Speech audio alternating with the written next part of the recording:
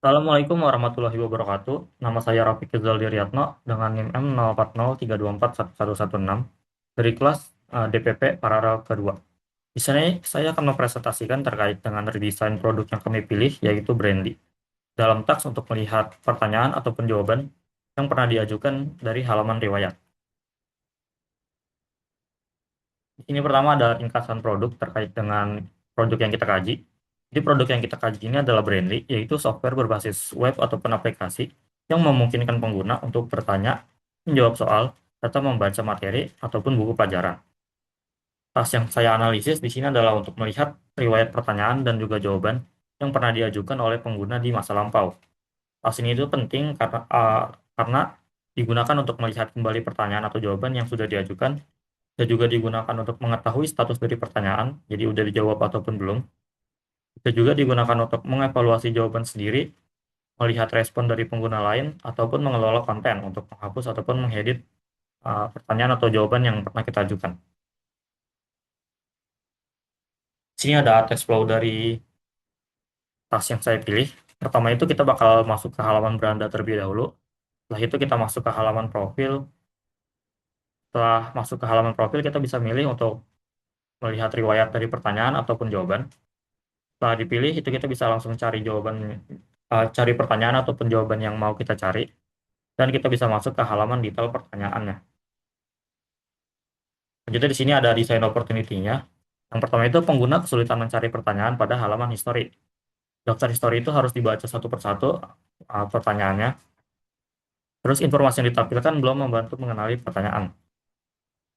Yang keempat itu dibutuhkan fitur yang mempercepat proses pencarian.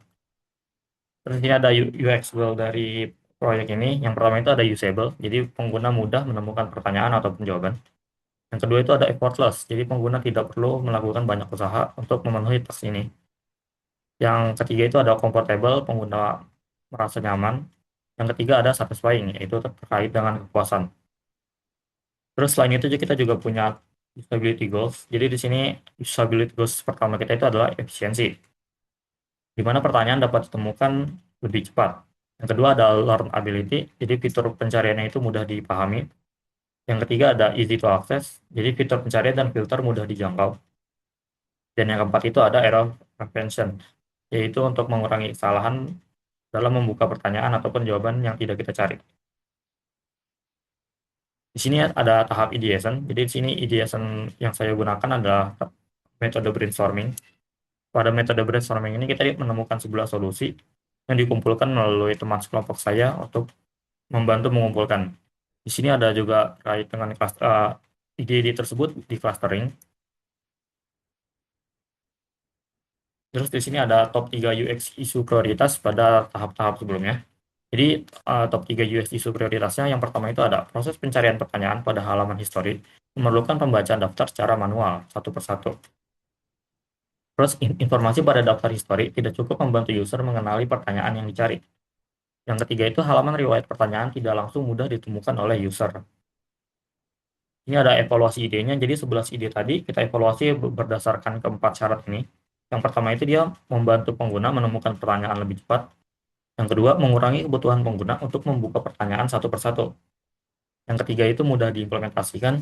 Dan yang keempat, dia dapat mengatasi UX isu yang ditemukan, yaitu 3 poin ini, dan sesuai dengan UX goal yang sudah dibahas sebelumnya. Di sini ada dua solusi yang kita pilih. Yang pertama itu ada terkait dengan search pertanyaan ataupun jawaban. Kelebihan dari solusi ini itu dia bisa mempercepat pencarian. Kekurangannya hasilnya bisa tetap banyak kalau kata yang digunakan sebagai kata kunci pencariannya cukup banyak, cukup umum. Terus dia juga bisa punya performa yang cukup lambat kalau pertanyaannya udah cukup banyak. Solusi kedua itu kita punya filter mata pelajaran. Kelebihan dari solusi ini itu kita bisa mempersempit hasilnya berdasarkan mata pelajaran yang kita pilih. Kekurangannya itu kita harus tahu mata pelajaran apa yang kita cari. Di sini ada hubungannya antara solusi-solusi ini dengan UX goal-nya. Jadi dua solusi ini itu memenuhi keempat UX goal yang sudah kita nyatakan sebelumnya. Selanjutnya ini ada value solution, jadi value dari dua solusi yang sudah kita kemukakan sebelumnya. Sebelum ada solusi itu, pengguna harus membaca daftar story satu persatu, sulit menemukan pertanyaan lama, dan membutuhkan waktu lebih lama untuk mencari pertanyaan ataupun jawaban. Nah, sesudah ada solusi, pertanyaan dapat dicari menggunakan search, hasil dapat dipersempit menggunakan filter mata pelajaran, jadi pencarian itu menjadi lebih cepat dan juga terarah. Selanjutnya kita ada prototype untuk desainnya.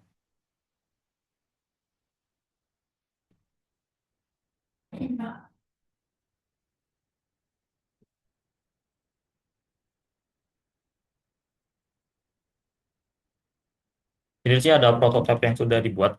Pada halaman pertama ini nggak terlalu banyak ada perubahan. Nah, setelah kita pencet profil, di sini ada perubahan untuk saya sudah menambahkan halaman riwayat secara eksplisit supaya pengguna bisa lebih mudah menemukannya. Meskipun nanti kenyataannya di akhir itu dia nggak begitu berpengaruh. Terus setelah masuk ke sini bisa langsung terlihat dengan jelas ada dua fitur tambahan yang sudah saya tambahkan, yaitu pencarian dan juga filter berdasarkan mapel. Di sini saya menggunakan drop down biasa karena pencariannya itu hanya sedikit, jadi nggak perlu pakai drop down yang terlalu rumit. Jadi kita bisa milih untuk masuk ke pertanyaan ataupun jawaban.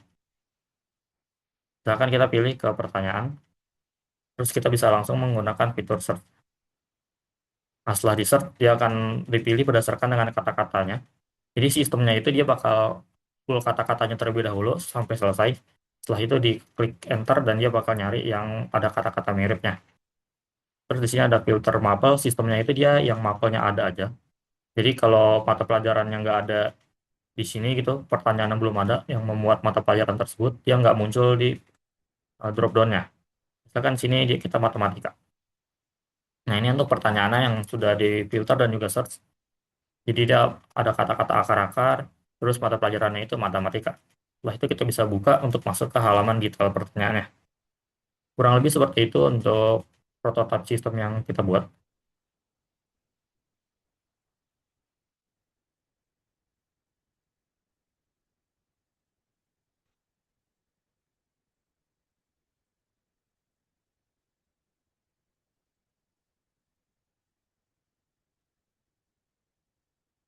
Selanjutnya di sini ada terkait dengan user testing. Jadi setelah kita buat prototype, kita memutuskan untuk melakukan testing. Tujuan-tujuan dari testing ini itu yang pertama ada memvalidasi bahwa fitur search dan juga filter mata pelajaran dapat membantu pengguna menemukan pertanyaan lebih cepat. Yang kedua, memvalidasi bahwa proses pencarian menjadi lebih mudah dibandingkan produk existing. Yang ketiga, memvalidasi bahwa fitur mudah dipahami dan memberikan pengalaman yang lebih baik bagi pengguna.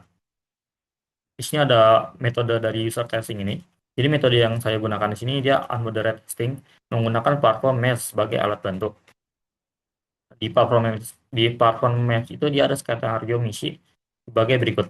Jadi pertama itu dia disuruh untuk mengerjakan testing mencari pertanyaan di halaman riwayat pertanyaan Brandly. Pertanyaan yang perlu dicari itu kurang lebih ini tadi. Jika selisih akar-akar persamaan sama dengan 5, maka jumlah akar-akar persamaan adalah. Terus di sini ada ketentuannya untuk melakukan testing ini. Jadi yang pertama itu menggunakan desktop, dan yang kedua itu masuk penjelasan lebih detail untuk menyelesaikan testingnya, yaitu masuk hingga halaman detail pertanyaan. Di sini ada profil dari partisipannya. Yang pertama itu usia 19 sampai 21 tahun, seorang pelajar. Untuk sekarang jumlahnya itu kita 5 orang. Dan di sini profil partisipannya itu sudah disesuaikan dengan user persona. Metrik yang digunakan untuk mengukur itu ada task success rate, ada task completion time, dan juga misclick rate. Nah, metode ukur untuk task completion time itu kurang lebih seperti ini. Jadi benchmark task completion time-nya itu harus lebih kecil dari 38 detik untuk dinyatakan sebagai user tersebut berhasil menyelesaikan atau memenuhi kriteria metrik task completion time. Jadi 38 detik ini didapat dari 2 kali waktu evaluator untuk mencoba menyelesaikan task tersebut atau saya sendiri. Saya coba itu sekitar 19 detik. Jadi 2 kalinya itu sekitar 38 detik. Task dianggap berhasil apabila waktu penyelesaiannya tidak melebihi 38 detik. Di sini ada hasil dari metrik pertama, yaitu task success rate. Dari kelima responden, kelima-limanya itu berhasil menyelesaikan task tersebut. Seluruh partisipan berhasil menyelesaikan tugas yang diberikan sehingga diperoleh task success rate sebesar 100%. Hasil ini menunjukkan bahwa solusi memiliki efektivitas yang baik karena seluruh peserta berhasil mencapai tujuan yang diberikan. Nah, selanjutnya ada terkait dengan misclick rate. Jadi ini untuk misclick rate rata-ratanya keseluruhan, yaitu ada 31,4%. Nah, sedangkan di sini ada misclick rate pada satu halaman, yaitu khusus untuk halaman home. Bisa kita lihat kalau dari rata-rata ini, misclick rate di halaman home itu lebih besar. Jadi bisa dibilang mayoritas misklik terjadi pada halaman home, sebesar 43,8%. Hal ini menandakan partisipan kesulitan untuk mencari halaman riwayat di halaman profile. Ini untuk sebarannya, jadi partisipan itu kesulitan untuk mencari halaman profilnya. Terus di sini ada misklik rate pada halaman riwayat jawaban. Jadi misklik rate di halaman riwayat jawaban itu ada sekitar 36,4%. Sebarannya itu kurang lebih seperti ini. Setelah masuk ke halaman profile, partisipan melakukan misklik sebesar 36,4%. Sebelum akhirnya bisa masuk ke halaman riwayat pertanyaan. Jadi setelah kita masuk ke profile itu kita bakal masuk ke halaman jawaban dulu. Dan yang harus kita cari itu di misinya adalah halaman pertanyaan. Jadi di sini banyak user kesulitan untuk mencari halaman pertanyaan. Nah, selanjutnya ada halaman sebelum terakhir, yaitu ada misclick rate pada halaman riwayat pertanyaan. Di sini itu misclick rate-nya terjadi 0%, jadi nggak ada misclick sama sekali. Atau bisa dibilang user berhasil memenuhi seluruh kliknya secara tepat hingga tak selesai. Ini ada untuk sebarannya bisa dilihat seperti ini. Nah, selanjutnya ada metrik ketiga, yaitu ada task completion time. Nah, dari kelima responden, ini kurang lebih seperti ini untuk hasilnya. Hanya satu yang berhasil memenuhi kriteria di bawah benchmark, yaitu 38 detik. Yaitu responden pertama dengan waktu 34,85 detik. Jadi, keberhasilan dari metrik task completion time ini kurang lebih hanya 20%, yaitu satu dari 5 peserta yang berhasil menyelesaikan task dalam waktu yang ditentukan. Atau di sini ada sebarannya lagi berdasarkan setiap halaman. Jadi ada rata-ratanya pada halaman-halaman tertentu. Berdasarkan rata-rata waktu yang dihabiskan oleh kelima partisipan pada setiap halaman, peserta menghabiskan waktu paling lama di halaman home, yaitu 38,7 detik. Jadi rata-rata waktu kelima partisipan itu menghabiskan waktu 38,7 detik pada halaman home. Selanjutnya, rata-rata waktu yang dihabiskan pada halaman riwayat jawaban itu sekitar 16 detik. Sementara pada halaman riwayat itu hanya 8,8 detik sampai tasnya selesai. Nah, di sini ada beberapa temuan dari penelitian kita. Yang pertama itu kesulitan untuk menemukan halaman riwayat pertanyaan. Ini terkait dengan aspek navigation. Jadi pengguna membutuhkan waktu yang cukup lama untuk memenuhi halaman riwayat pertanyaan. Bagian besar waktu penyelesaian teks dihabiskan pada halaman home dan riwayat jawaban sebelum pengguna berhasil mencapai halaman tujuan. UX goal yang terdampak itu adalah effortless dan juga comfortable, karena tadi banyak kesalahan seperti misklik, terus butuh waktu yang jadi lebih lama juga, sehingga mengurangi kenyamanan dan juga gak effortless. Usability goals yang terdampak itu ada easy to access, jadi ternyata cukup susah untuk nyari halaman riwayatnya dan nggak terlalu efisien. Di sini ada kutipannya bisa dilihat waktunya. Waktu di home itu 38 detik, jawaban 16, dan pertanyaan 8. Terus ini ada miskliknya juga. Selanjutnya ada temuan kedua. Ini temuan yang bisa dibilang positif.